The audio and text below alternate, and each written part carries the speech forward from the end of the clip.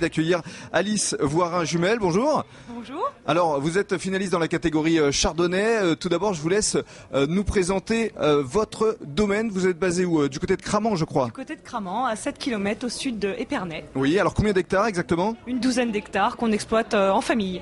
En famille avec donc du chardonnay évidemment, du blanc de blanc comme on dit. Oui, à 80%, c'est notre spécialité. Les 100% chardonnay donnent toujours des champagnes très légers pour l'apéritif, très élégants. C'est une exploitation familiale, je crois. Ah oui, on a vraiment le bonheur d'avoir nos 4 enfants qui sont très intéressés pour reprendre. Sur les 4, il y en a déjà 3 qui sont au lycée viticole de Avise. Qu'est-ce qu'on peut vous souhaiter pour les mois, pour les années à venir, outre évidemment le fait d'être jeune talent du Champagne?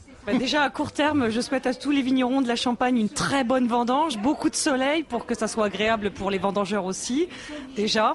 Et puis que tout le monde s'entende bien en famille et vraiment qu'il y ait une bonne ambiance chez chacun. Je suis ravi d'accueillir Marie Doyard, bonjour.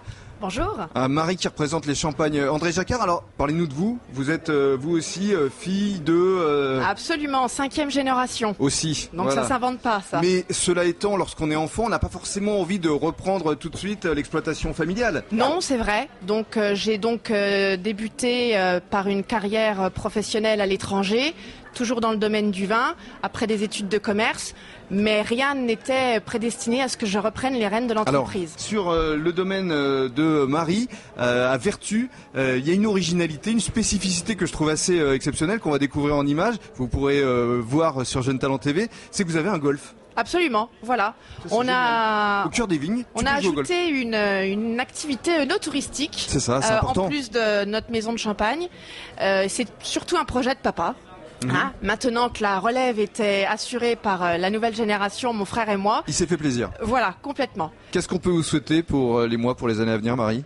Écoutez, de bien prospérer et de continuer à pouvoir faire fructifier le travail des générations passées et mettre en avant notre savoir-faire et notre terroir. Avec maintenant Pierre Gonnet. Bonjour Pierre. Bonjour à vous, bonjour Pierre, à tous. finaliste également des jeunes talents du Champagne. Alors parlez-nous de vous, Pierre. Vous êtes situé à Ménil-sur-Oger. Là encore, j'ai eu l'occasion de venir vous rencontrer et vous avez des caves assez formidables. Écoutez, je vous remercie. Oui, on a des caves qui datent de la fin du XVIIe siècle.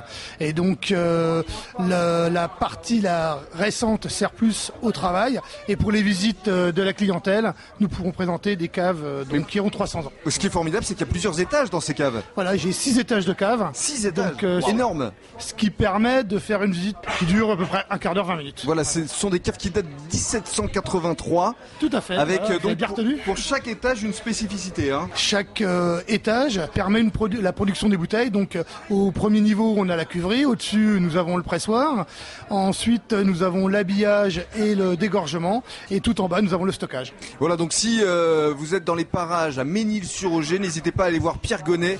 Il a des caves fantastiques.